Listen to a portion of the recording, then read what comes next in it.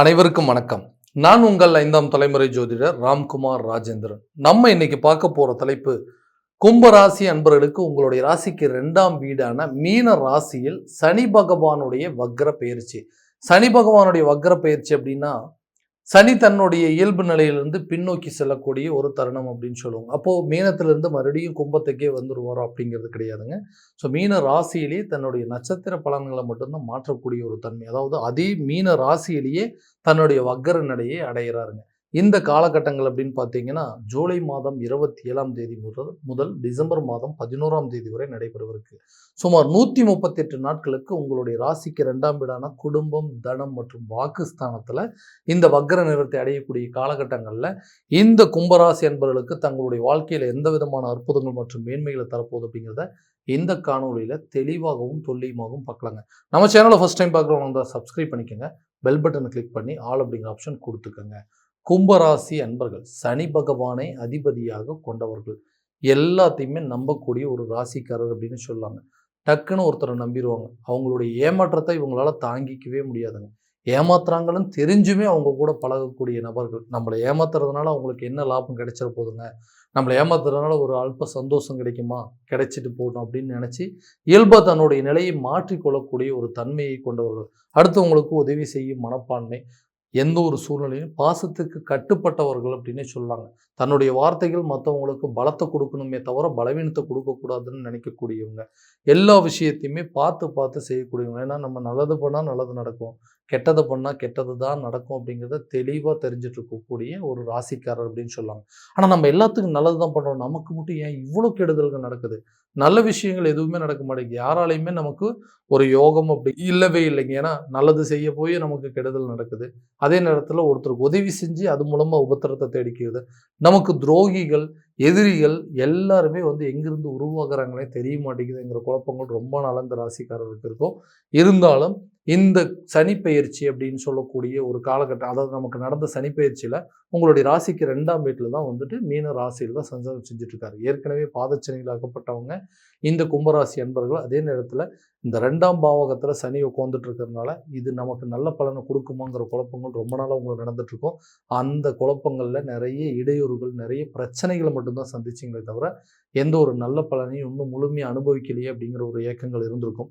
இந்த வக்ர பயிற்சி காலகட்டங்களில் சுமார் 138 நாட்களுக்கு நடைபெறக்கூடிய இந்த நிகழ்வு காலகட்டங்களில் நிறைய மாற்றங்களை உருவாக்கக்கூடியது. ஏன்னா சனி அதாவது குருவுடைய பார்வையில் சனி அப்படின்னு சொல்லுவோம். அந்த 2ஆம் வீட்டில் குருவுடைய பார்வை ஸ்ட்ரெயிட்டாக படுதுங்க. அதே மாதிரி உங்களுடைய 12ஆம் வீட்லேயும் படுதுங்க.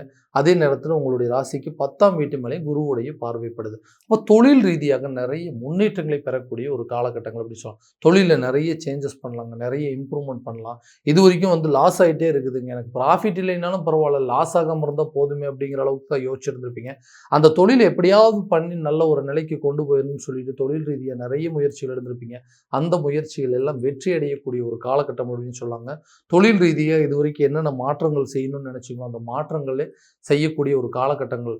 புதிய தொழிலை தொடங்குவதற்கான யோகம். ஏன்னா ஒரு தொழில் தொடங்குறதுக்கு நிதி தேவைகள் அப்படிங்கிறது ரொம்ப அதிகமாக இருக்கும். பணம் சம்மந்தப்பட்ட பிரச்சனைகள் அப்படிங்கிறது நிறைய சந்திச்சிருப்பீங்க.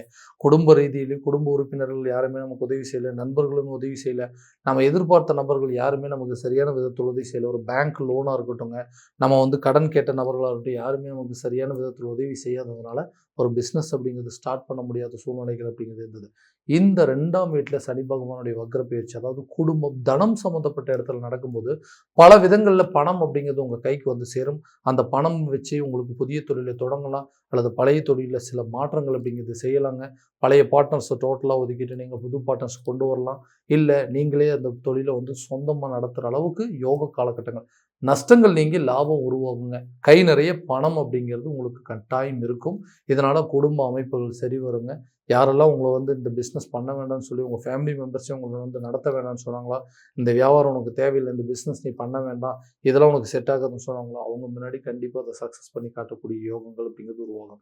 ஸோ தொழில் ரீதியாக வெளியூர் மற்றும் வெளிநாடு பயணங்கள் கூட இந்த காலகட்டங்களில் நீங்கள் மேற்கொள்வீங்க. வேலையில் இருக்கக்கூடிய நபர்களுக்கு எனக்கு வாங்குற சம்பளம் பத்தவே மாட்டேங்குது, வாங்குற சம்பளம் மொத்தமாக கடனை கட்டுறதுக்கே போயிடுது, எந்த விதத்துலையும் பெரிய அளவில் ப்ராஃபிட் அப்படிங்கிறதே இல்லைங்க, அடுத்த மாதத்துக்கு அதாவது இந்த மாதம் சம்பாதிக்கிற மொத்தமாக இந்த மாதத்தோடைய கடன் வாங்கினதுக்கே சரியாக போயிடுது. நான் அடுத்த மாதம் எப்படி ரன் பண்ண போகிறோன்னு தெரியலையே, அந்த மாதம் கடைசி வரைக்கும் வெயிட் பண்ணணுமே, எனக்கு இப்போ இருக்கக்கூடிய சூழ்நிலையில் ஏதாவது சம்பள உயர்வு வந்துச்சு அப்படின்னா கொஞ்சம் பணத்தை எடுத்து வச்சு அது மூலமாக சேவிங்ஸில் பல பிரச்சனைகள் நான் தீர்த்துக்குவேன் அப்படின்னு சொல்லக்கூடிய நபர்களுக்கு வேலை கிடைக்கக்கூடிய வாய்ப்புகள், வேலையை இழந்த நபர்களுக்கு புதிய வேலை வாய்ப்பு அப்படிங்கிறது கிடைக்கும். அதே நேரத்தில் வேலையில் இருக்கக்கூடிய நபர்களுக்கு சம்பள உயர்வோ அல்லது ஒரு ப்ரொமோஷன் அப்படிங்கிறது கிடைப்பதற்கான யோகங்கள் இந்த காலகட்டங்களில் நடக்கும். கண்டிப்பாக புதிய ஆப்பர்ச்சுனிட்டி இருக்கும். வேலை விஷயத்தில் வெளியூர் மற்றும் வெளிநாடு சம்மந்தப்பட்ட வேலை வாய்ப்புகள் கூட இந்த காலகட்டங்களில் கிடைக்கும். ஏன்னா தனஸ்தானத்தை குரு பகவான் பார்வையிடுறதுனால, இந்த தனஸ்தானத்தில் சனி பகவானுடைய வக்ர பயிற்சி ஆகிறதுனால தனம் சம்மந்தப்பட்ட யோகங்கள் உங்களுக்கு பெருகும். திடீர்னு உங்களுக்கு பார்த்தீங்கன்னா ஒரு போனஸ் கிடைக்குங்க. இல்லை வேற ஒரு வேலைக்கு போகலாம் அப்படின்னா இதை விட சம்பளம் உங்களுக்கு அதிகமாக கிடைக்கும். அந்த இடத்துல பெரிய பொறுப்புகள் கிடைக்கும். பெரிய ரெஸ்பான்சிபிலிட்டிஸ் இருக்க போதுங்க. இதனால் உங்களுடைய நிதி தேவைகள் கரெக்டான நேரத்தில் பூர்த்தியாகும். குடும்பத்தில் தேவையில்லாத சில குழப்பங்கள் அப்படிங்கிறது என்னென்னா, ரொம்ப நாளாக திருமணம் அப்படிங்கிற ஒரு ஒரு ஒரு விஷயம் மட்டும் நடக்கவே மாட்டேங்குது. ஏன்னா எல்லாத்துக்கும் எல்லா விஷயமும் நடந்துச்சு. நம்ம பையனுக்கோ பொண்ணுக்கோ கரெக்டான டைமில் கல்யாணம் பண்ணி வச்சுட்டு நமக்கு இருக்கக்கூடிய கடமைகள் பொறுப்புகள் தீருமேன்னு சொல்லி குடும்பத்தில் இருக்கக்கூடிய அப்பா அம்மாவுக்கு இது ஒரு மிகப்பெரிய வேதனையாக இருக்குது. நம்ம பையனுக்கும் நம்ம பொண்ணுக்கோ கரெக்டான ஸ்டேஜில் கல்யாணம் பண்ணி வைக்க முடியல. அதே மாதிரி உடன் பிறந்த சகோதரன் சகோதரிகளுக்கு அதே ஒரு எண்ணங்கள் தான். ஸோ நம்ம அண்ணனுக்கோ நம்ம தங்கச்சிக்கோ அக்காவுக்கோ கரெக்டான டைமில் ஒரு மேரேஜ் நடக்கலையே, நமக்கெல்லாம் நல்லா நடந்துட்டுருக்கு, இவருக்கு மட்டும் இப்படி ஆயிடுச்சு அப்படின்னு சொல்லி வேதனையில் இருக்கக்கூடிய சில சூழ்நிலை சுச்சுவேஷன் எல்லாத்தையும் கடந்து வந்திருப்பீங்க. அந்த குடும்பத்தில் கூடிய விரைவில் ஒரு சுப விரயங்கள் அப்படிங்கிறது உருவாகும். அதே நேரத்தில் கூடிய சீக்கிரத்தில் குடும்ப உறுப்பினர்கள் ஒருத்தர் புதுசாக ஆட் ஆகிறதுக்கான வாய்ப்புகள் அப்படின்னு என்ன, உங்களுக்கு கூடிய சீக்கிரத்தில் திருமணம் சம்மந்தப்பட்ட யோகங்கள் உருவாகி ரொம்ப நாளைக்கு முன்னாடி பார்த்துட்டு போனவங்க, இல்லைங்க நாங்கள் கொஞ்ச நாள் கழிச்சு சொல்கிறோம், எங்களுக்கு கொஞ்சம் டைம் தேவைப்படுதுன்னு சொன்னவங்க கூட உங்களை திரும்ப தேடி நல்ல தகவலை கொடுக்கக்கூடிய ஒரு காலகட்டம் அப்படின்னே சொல்லலாம். அப்போ திருமணம் ஆகாத நபர்களுக்கு திருமணம் சார்ந்த யோகங்கள் உருவாகுங்க. குழந்தை இல்லாத தம்பதியினருக்கு கூடிய விரைவில் குழந்தை பாக்கியம் அப்படிங்கிறது ஏற்படுங்க. இது ஒன்று தாங்க குடும்பத்தில் மிகப்பெரிய குறையாக இருக்குது. இந்த வம்ச விருத்தியாகவே இல்லைங்க. எல்லா விஷயமும் எல்லாமே நல்லபடியாக பண்ணோம். கரெக்டான ஸ்டேஜில் கல்யாணம் பண்ணோம், வீடு கட்டணும், இடம் வாங்கணுங்க, வண்டி வாங்கணும், எல்லாமே இருக்குது. ஆனால் எவ்வளோ பெரிய சொத்து இருந்தும் எங்களுக்கு ஒரு மழை செல்வம் இல்லையே, ஒரு குழந்தை பாக்கியம் இல்லையே, குழந்தைங்க இல்லையே, புத்திர பாக்கியம் இல்லையே, இதுக்கு முன்னாடி எவ்வளோ சொத்து இருந்துமே அது எந்த விதத்துலையும் பலன் இல்லை அப்படின்னு சொல்கிற அளவுக்கு இது ஒரு மிகப்பெரிய குறைபாடாக இருந்திருக்கு. அந்த குறைகள் கூடிய சீக்கிரத்தில் நீங்கும். நிறைய ஐவிஎஃப் ட்ரீட்மெண்ட் எடுத்திருப்பீங்க. மிஸ்கேரேஜ் ஆனதுனால மன உளைச்சல் ஏற்பட்டு நிறைய மருத்துவ ரீதியாக நிறைய சிந்தனைகள், நிறைய மாற்றங்கள் எல்லாம் நீங்கள் பண்ணியிருப்பீங்க. அது எந்த விதத்திலையும் பலன் கொடுக்கலன்னு சொல்கிறவங்களுக்கு கண்டிப்பாக இந்த ஜூலை மாதம் 27ஆம் தேதிக்கு அப்புறம் குழந்தை பாக்கியம் சார்ந்த யோகங்கள் அப்படிங்கிறது கண்டிப்பாக உருவாகுங்க. நம்ம வேண்டான்னு சொல்லி விட்டுட்டு போன உறவுகள் கூட நம்மளை தேடி வரக்கூடிய ஒரு தருணமாக இருக்க போகுது. ஏன்னா கணவன் மனைவிக்கிடையே தேவையில்லாத கருத்து வேறுபாடுகள் உருவாகி இன்னைக்கு நீ போ கிழக்க நான் போ மேக்கன்னு சொல்கிற மாதிரி ஆளுக்கு ஒரு திசையில் பிரிஞ்சு வாழ்ந்துட்டு இருக்கிறோம். நல்லா இருந்த குடும்பம் காரணமே இல்லாமல் சண்டை கல்லு மேலே பட்ட கண்ணாடி மாதிரி இன்னைக்கு மொத்த குடும்பமும் செதறி ஆளுக்கு ஒரு திசையை பிரிஞ்சு வாழ்ந்துட்டு இருக்கோம். குழந்தைங்க கிட்ட சரியாக பேச முடியல, மனைவி கிட்ட நல்ல ஒரு ஒற்றுமை அப்படிங்கிறது இல்லாமல் இருக்குது, அப்பா அம்மா கிட்டையும் சரியாக கவனம் செலுத்த முடியல. இப்படி ஆளுக்கு ஒரு திசையில் பிரிஞ்சிருக்கனால மன உளைச்சலுக்காலாய் நிம்மதி இல்லாமல் சுற்றிட்டு இருக்கேன். ஏன்னா யாருக்காக உழைக்கிறோம், யாருக்காக கஷ்டப்படுறோமோ அவங்களே நம்மளை புரிஞ்சிக்காம காரணமே இல்லாமல் இன்னைக்கு சண்டை போட அளவுக்கு சூழ்நிலை நிறைய பேர் டிவோர்ஸ் வரைக்கும் போயாச்சுங்க. இனிமேல் நமக்குள்ள செட்டே ஆகாதுன்னு சொல்லி கூட பிரிஞ்சு போகிற அளவுக்கு சில நிலைகள் வந்திருக்கும். அப்போ குடும்பத்தில் நல்ல ஒரு மகிழ்ச்சிகரமான சூழல் இல்லாமல் போனதுக்கு இந்த சூழ்நிலையை பயன்படுத்தி கரெக்டான நேரத்தில் சில பிரச்சனைகள் அப்படிங்கிறது உருவாயிருக்கும். தேவையில்லாத நபர்களுடைய தலையீடுகள் அப்படிங்கிறது ஏற்பட்டவங்க அந்த நிலைகள் மொத்தமாக மாறும். மூன்றாம் நபர்களுடைய தலையீடுகள் முழுமையாக விலக போதுங்க. கணவன் மனைவிக்கிடையே நல்ல ஒரு ஒற்றுமை ஏற்படுங்க. ரொம்ப நாளாக டிவோர்ஸ் வரைக்கும் போன பிரச்சனைகள் கூட வேண்டாம்னு சொல்லி விட்டுட்டு நீங்கள் எதிர்பார்த்தபடி தீர்ப்புகள் உங்களுக்கு சாதகமாக வரக்கூடிய அளவுக்கு சூழ்நிலைகள் அப்படிங்கிறது இருக்கும். கணவன் மனைவி ஒற்றுமை, பிள்ளைகளுடைய ஒற்றுமை, பெத்த தாய் தகப்பனுடைய ஒற்றுமை எல்லாமே நல்லபடியாக மேலோங்கும். அதாவது காதலர்கள் மத்தியில் இருக்கக்கூடிய பிரச்சனைகள் தீர்ந்து நமக்குள்ளே இருந்தக்கூடிய பிரச்சனைகள் தீர்த்து கரெக்டாக அந்த லவ்வை மேரேஜ் ரிலேஷன்ஷிப் வரைக்கும் கொண்டு போகிறதுக்கான சூழல் அப்படிங்கிறது இந்த காலகட்டங்களில் உருவாகும். அதே நேரத்தில் இந்த பிரிந்த அதாவது ரிலேஷன்ஷிப்பில் இருந்த நபர்கள் அப்படின்னு சொல்லுவாங்க. ஓகே, நம்மளுக்காக ஒரு ரிலேஷன்ஷிப், நம்மளுக்குன்னா ஒரு உறவு நம்மளை தேடி வந்தது, அந்த உறவுகள் நம்மளை எதிர்பார்க்கல, தானாக வந்த ஒரு உறவு நல்லபடியாக வாழ்க்கையை வாழ்ந்துடும். திடீர்னு காரணமே இல்லாமல் எல்லா தவறும் என் மேலே சொல்லிட்டு இன்றைக்கி காரணமே இல்லாமல் அந்த உறவு முறைகள் நம்மளை விட்டு பிரிஞ்சு போயிருக்கு.